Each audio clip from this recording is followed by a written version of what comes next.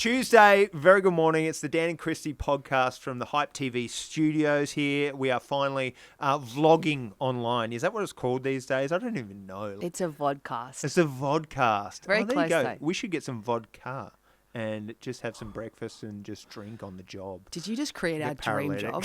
Yes. Yeah, so by Friday's ep, we might be a little bit downhill, guys. No, but we're so thankful to Hype. We love it here. We're actually out of the caravan now.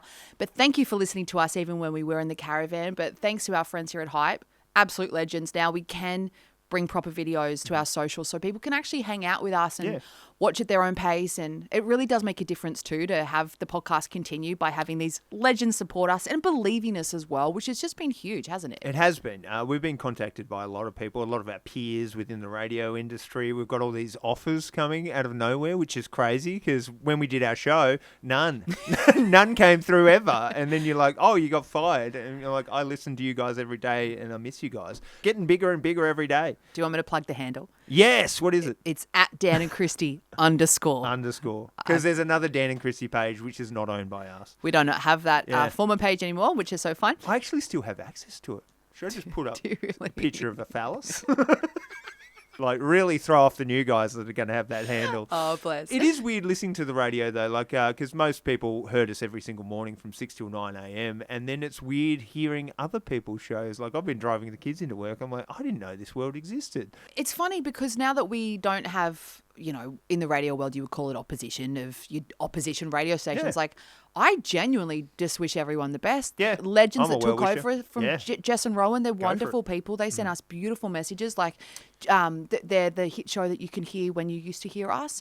And they've been absolutely wonderful and they're doing their thing. And it wasn't their choice. It's just what happened with It restructures happens of things. to And everyone. it does happen. It happens a lot. It happens in the media.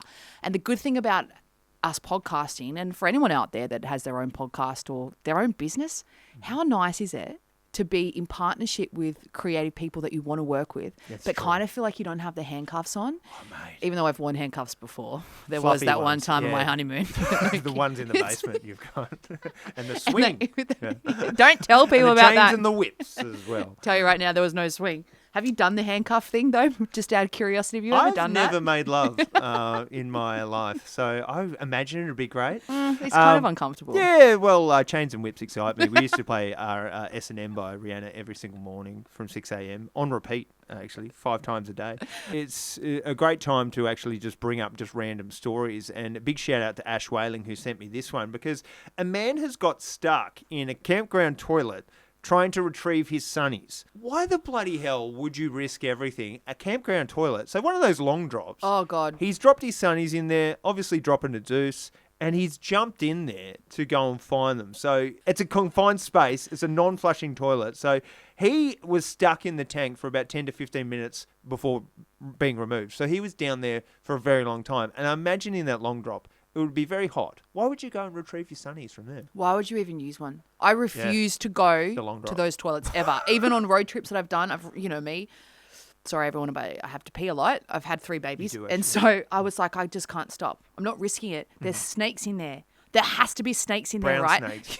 I don't know if in a long drop you'd find snakes. They don't just go and eat shit. Well, I did wonder that. I was like, would there be snakes in here, especially in summer? They are hot. They are disgusting. They are never an option. And why would you risk sunnies? I don't even care if you've got like a $900 pair of Ray-Bans. No sunglasses on the planet are worth I don't think so. losing your life over. You could die in these things. Yeah. Like, they're really dangerous, aren't they? Apart from being so disgusting. And Well, I think that's it. Like, diving into a pile of shit isn't worth anything, I don't think. You can pay me anything to go in there. I reckon And I could imagine pay how many... some amount if someone said, Dan Taylor, $2 million. Actually, I take that back. $2 million, I'd do it. I'd be just swimming around there like Scrooge McDuck.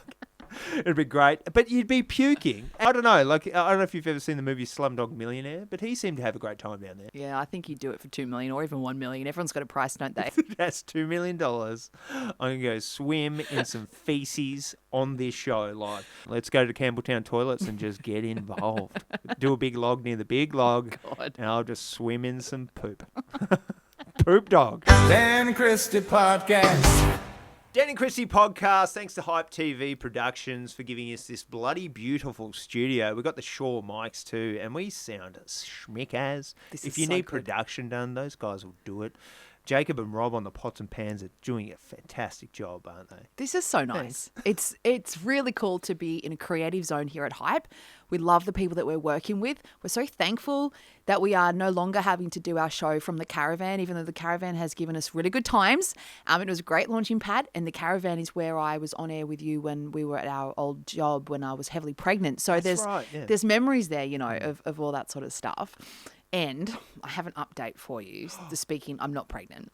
Oh. I'm not pregnant. No. God, no. Jesus, that would have been a imagine that for timing. big bombshell. Get made redundant. By the way, I'm pregnant. I'm up the duff. Hillary Duff, that is.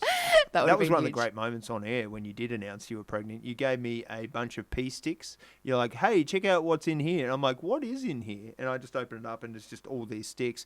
You literally did probably about 250 sticks worth of pregnancy tests to find out whether you were pregnant. Yep. Turns out you were. I was. Because I could tell by all the pluses. There were 5,000 of them. Even hubby Justin's like, you can probably stop now, babe. Because I just love peeing. Yeah. Well, the funny thing is, right, so the pea sticks that we're talking about was anyone who's done IVF or had a partner go through IVF or know what it's like.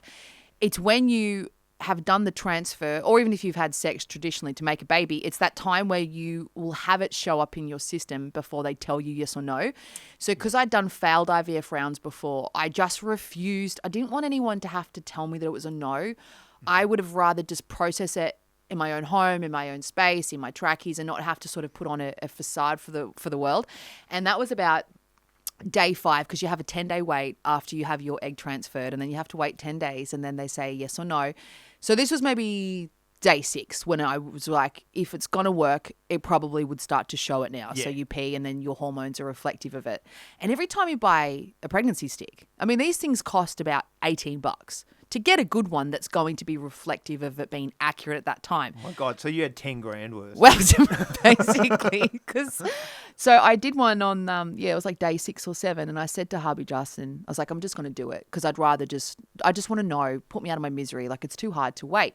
And so I do it, and it kind of looks like it could be. There's the 2 lines, but they're not definitive. So we're staring at it. So all I do is just fuck with my husband because he's now stressed. He's like, well, Justin is very black and white. Yes, no person. Whereas I'm let's just see what happens. He wanted definitive answers too because we started to get excited. So I sent him up to Woolies. So he goes up to Woolies. Then he goes to the bottle shop, picks up a bottle of scotch, comes back. I do another test and it looks like it's positive. You get given these tests, by the way. And then I sent him up to get another one. And I'm sculling water as well doing these. Like, it's really hard to pee on demand. You're not drinking the whiskey. No, not drinking the whiskey. Got back doing that. But anyway, it was such a journey, and I gave you the sticks, and it was accurate, and I was pregnant with baby Goldie. But what was the moment like saying that to Justin too? Because you'd been on this emotional journey for like 4 years at this point. That must have been one of the greatest moments of your life. It was. Yeah. Yeah, it was. It really was. I mean, you have 2 daughters. You know what it's like when your wife says, yes, I'm pregnant. And I almost dragged him into the bathroom with me to be there when I peed. So we saw it all together. That was another time. So I don't want to see that. No need to give me a golden shower. I'm just having a shower, honey. Yeah, he's like, too but much. That's so amazing. I know. And so we kind of watched it form live together. So we're both staring at this stick, waiting to see what it does. And it goes positive, but we're trying not to get too excited because last time it did go positive too, but they call it a chemical pregnancy where the transfer sticks, like your embryo sticks, but it's not viable and so it doesn't stay. So anyway, we're going to, because we did IVF at Taz IVF and they were absolutely incredible. We're going there on the Friday after I've given you the pea sticks. And she says, you need to go and get a blood test, Christie, immediately because a blood test is the only way you can see whether this pregnancy is viable. It had to be a certain amount and higher. So I'm too scared to go and get this blood test because I just can't bring myself to do it again in case it's, it falls apart. I can't go through the heartbreak again. But we did everything right with IVF. Everyone does everything right with IVF. There's nothing you can do. Don't get me wrong when I say that. But I did the acupuncture before my transfer. I did the acupuncture afterwards. I had the Macca's chips. We had sex the next night because they said have sex but not on the same night. Do it the next night. So it's sticky. Anyway. So it gets real sticky. Find it gets real sticky. Jesus, that was fun. We find out that that I'm pregnant, and everything goes great, doesn't it? We have baby Goldie after an arduous pregnancy, but we do have an embryo left because we got 2 out We had a spare. And we've put that on ice, our egg. But now hubby Justin wants to try again. And he wants to do the IVF transfer. He wants us to have another baby. Of course, this is how do you feel about this, Christy? He's coming to me. He would love to go again if I'm up for it. Yeah. And we want to have another baby. Oh my God. And I've been and ahhing because our egg is there. It's on ice. It might not work. Could work. We could see what happens, right? Yeah. So it's there. It's there. And now I'm thinking maybe I'm starting to get there too. You're feeling a bit clucky. I mean, how hard could having 4 children be after being Far made redundant? out. You've also got 2 pets. You got to remember that. 3 pets, actually. Yeah, that's right. You inherited one too. We got 2 It's dogs like, and a cat. That is a full house. Yeah, and a cat. Just a cat alone. Like even the idea of a pet in my house. I'm like, I've got 2 daughters. I'm like, that's heaps. That's too many. But this is so exciting. So this is an exclusive on the Dan and Christie podcast. You might be trying for another baby. Well, at least you can practice. I mean, I've done that with your husband plenty of times. It's a bit of fun.